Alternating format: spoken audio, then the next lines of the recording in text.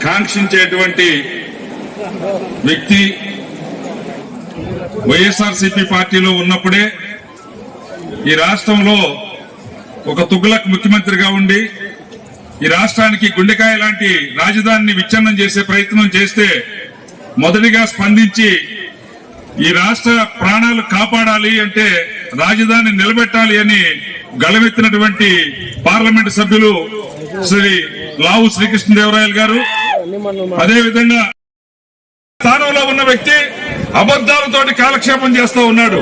ఎన్నికలకు ముందు పాదయాత్ర చేస్తూ కనపడ్డ ప్రతి ఒక్కరికి చెప్పినటువంటి మాటలు ఈ రోజు 5 సంవత్సరాలు ముఖ్యమంత్రిగా ఉండి వాటిని ఎక్కడా కూడా పట్టించుకోనటువంటి పరిస్థితి అన్ని కూడా ప్రజానీకం ముందుకు ఈ రోజు వచ్చేసినాయి. అందుకు కృష్ణదేవరాయలు గారిని ఈ సభాముఖంగా మరి తెలుగుదేశం పార్టీ ఘనంగా స్వాగతం పలుకుతా ఉందని చెప్పేసి సందర్భంగా తెలియజేస్తాను.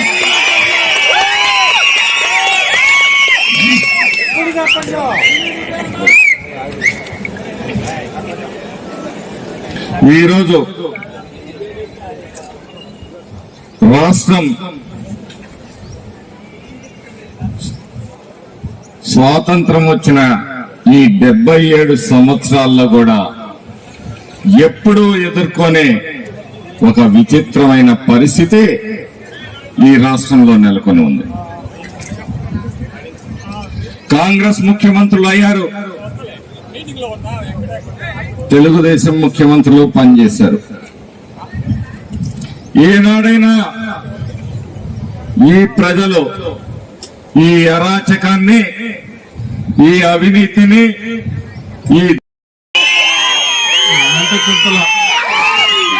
మండలం నలుమూల నుంచి ఇక్కడికి వచ్చిన నాయకులకు, కార్యకర్తలకు, అభిమానులకు ప్రతి ఒక్కరికి కూడా పేరు పేరున నా హృదయపూర్వక నమస్కారం. అలాగే సభాధ్యక్షులు సుమంత్ రెడ్డి గారికి, బ్రహ్మారెడ్డి గారికి,